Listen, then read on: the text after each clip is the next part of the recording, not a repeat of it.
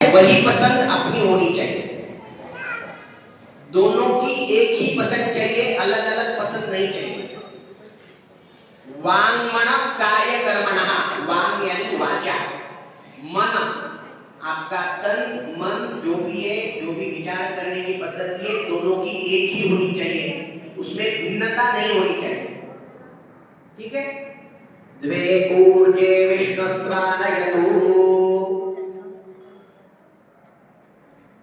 सुख दुःखादि कर्मणि भोक्षे हंच त्वया सह मनसातिव शुद्धाहम तृतीयेचा ब्रवीदिदम। तीसरे इसमें कहा क्या गया है, प्रवेश करते समय सभी दिन एक जैसे नहीं रहते, कभी सुख रहता है, कभी उसके खिलाफ, यानी दुख की भी कुछ कुछ दिन ऐसे रहते हैं जिसमें सब घड़ी एक जैसी नहीं होती। ये दोनों आपस में एक दूसरे के आगे पीछे चलते हैं, सुख दुख, सुख के बाद दुख आता है, दुख के बाद वापस सुख आता है। इसी को जिंदगी कहा गया है। मान लो कभी कोई आपत्ति आती है, कोई संकट काल आता है, तो उसमें आपने एक दोनों को संभाल के लेना है।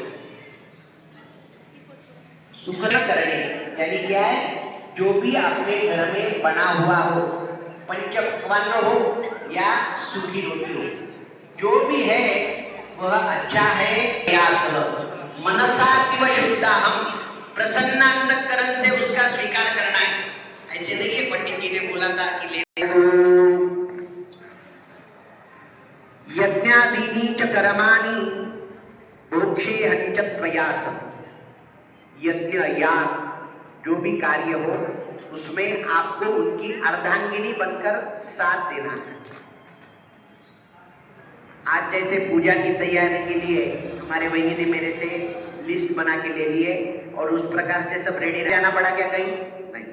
उसी प्रकार से आगे आपके घर में जब भी कोई भी पूजा का कार्य हो, उसकी जो भी तैयारी करनी हो वो सब दिल से करना है। करेंगे। चत्वारिरायस्पोखा विष्णुस्त्वानयतु। अपना जो वंश वृक्ष है उसे आगे बढ़ाना है, अपने वंश को आगे बढ़ाने में एक दूसरे की आपको मदद करनी है। ठीक है। ये ना क्या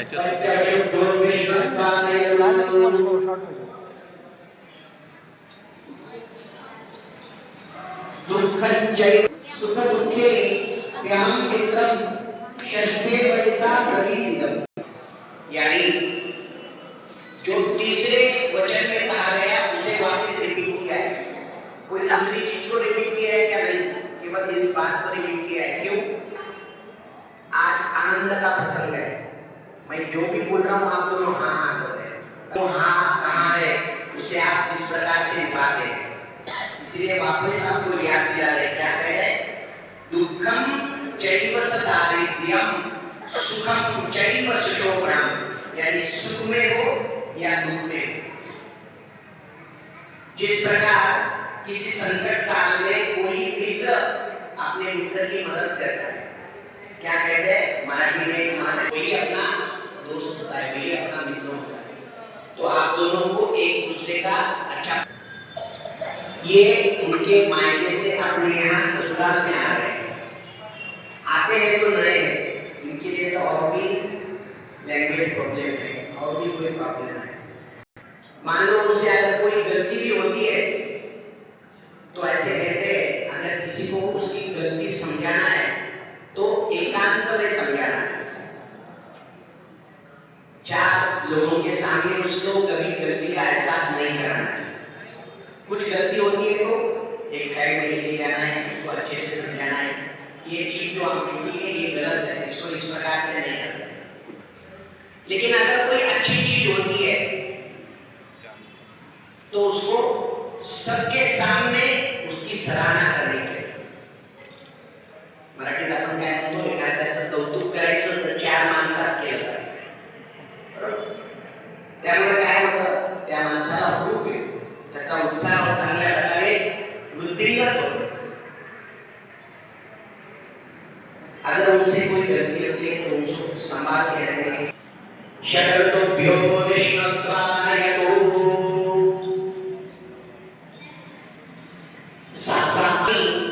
मह्यं देवे समर्पिता वंदनीय सदा मह्यं सखे सप्तपदाभव। पति यानी परमेश्वर होता है, पता है? जिस प्रकार से हम भगवान के सामने जाने के बाद नतमस्तक होते हैं, जो समर्पण मह्यं देवे समर्पिता वंदनीय सदा मह्यं, ये आपके लिए सदैव किस प्रकार होने चाहिए? वंदनीय होने चाहिए।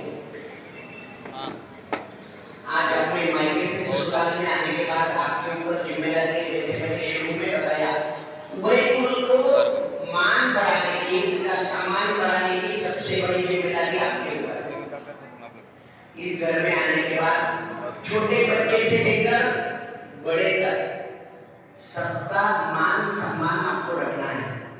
आपकी बातों से, आपके कार्य से कभी कोई रुष्ट ना हो, इस बात का आपको ध्यान रखना। कभी ऐसी कोई चीज नहीं करनी है जिससे अपने माता पिता के नाम को नीचा बनने जाए। जो भी कार्य करो, किसी ने भी बोलना चाहिए इनकी लड़की है लेकिन अच्छा काम करती है। ये जितने रिश्तेदार हैं ये सब क्या देखते हैं? लड़की पालती है, सास ससुर की किस प्रकार से सेवा करती है, ये सब करने की जिम्मेदारी आपकी है। कोई भी चीज ऐसी नहीं करनी है कि दीदी कहाँ है, दीदी हो, जीजा जी हो, कभी कोई उनको बोले ना कि आपकी बहन कैसे कर रही है, देखो अपने प्रति कोई तकरार करे, इस प्रकार से अपना वर्तन नहीं होना चाहिए। यह ध्यान रखने की आपकी जिम्मेदारी है।